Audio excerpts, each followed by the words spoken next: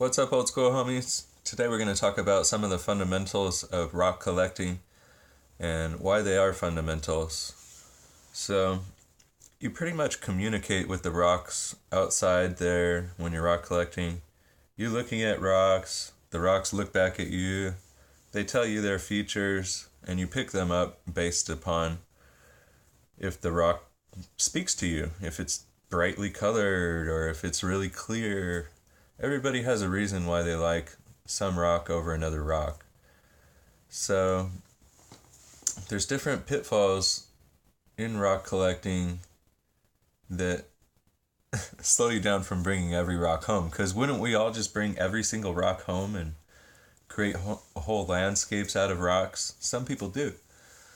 And I urge you to, over time, don't collect all the rocks from one area and just ruin one area. Save some for other people to have a sample from and, pick lightly. But that's a whole other subject. You actually cannot tell other people to not collect too much, and you can't gauge your own greed. It's all based different. So what I want to tell you guys is the whole rock stacking thing, that's to mark trails.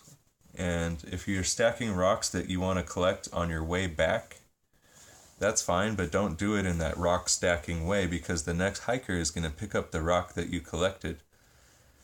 That's just fundamental, because people do rock collect all the time and they don't even know they're doing it. They're not even a rock collector, and they start rock stacking with really pretty rocks. And us rock collectors go like, sweet, awesome, sweet, So if you're trying to come back, you're going to need to hide them. So I remember one situation, I felt so paranoid that somebody might even see me with a rock that I buried it, walked all the way down the trail, walked all the way back up the trail, unburied it, and that was so funny that I did that. It took forever for me to do that. Oh, I'm such a freakazoid. But do it if it's that, it was that important of a rock. Okay? So let's go more into that story, why that story was so weird. Now, this was a mistake somebody made, kind of like that, but not quite. As a rock collector, you can't carry around all the rocks with you.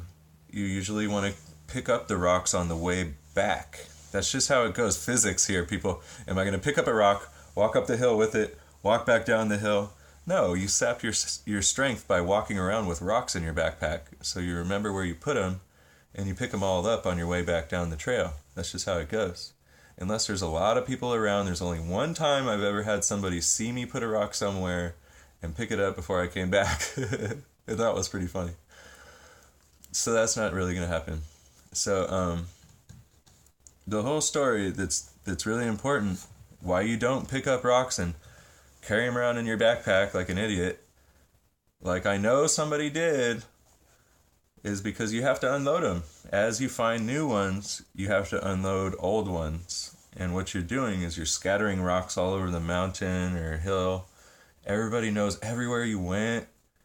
They totally know where all of those rocks came from, and that there's somebody trying to pick out the spot, and it makes everybody else collect everything.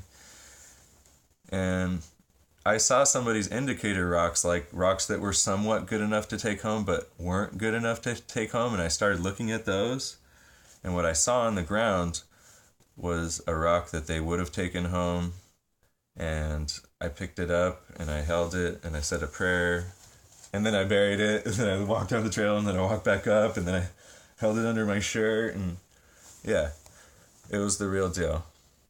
It was somebody else's mistake. They unzipped the backpack to take other rocks out, and I know they dropped that one rock, and it was a blessing for me. That's the way I understood it.